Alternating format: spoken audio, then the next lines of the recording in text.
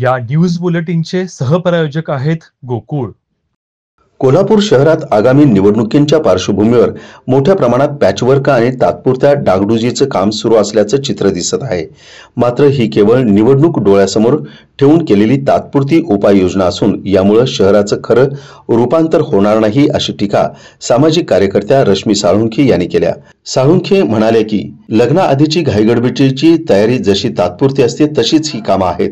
काही दिवसात पुन्हा खड्डे, धुळीचं साम्राज्य आणि नागरिकांना पुन्हा त्रास सुरू राहणार आहे।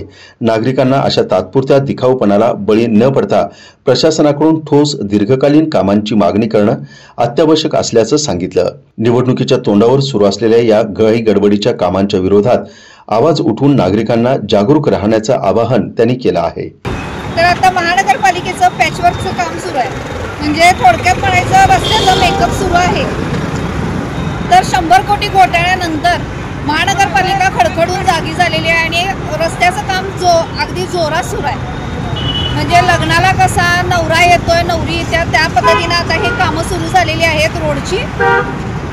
त्यामध्ये वराडी म्हणजे आपण आपला समाज, हा समाज आपला आता बघत आहे। इथं सर्व इथं वर्दळ सुरूच आहे की पॅचवर्कचं काम जोरात सुरू आहे। तर पॅचवर्क करणे किती योग्य आहे आणि कितपत ते जनतेसाठी योग्य आहे, हे पॅचवर्क म्हणजे तात्पुरते डागडुजी केलेल्याचा प्रकार, गळती थांबवण्याचा प्रकार। तर आता जनतेमधून एकच मला सांगणं आहे, आत्ताच्या या निवडणुकीच्या रणधुमाळीमध्ये कुठला उमेदवार जनतेसाठी फक्त जनतेस काय त्रुटी आहेत, उणिवा आहेत आणि जनतेविषयी ज्याला कळकळ आहे अशाच उमेदवाराला ह्या निवडणुकीमध्ये आता निवडून आणलं पाहिजे।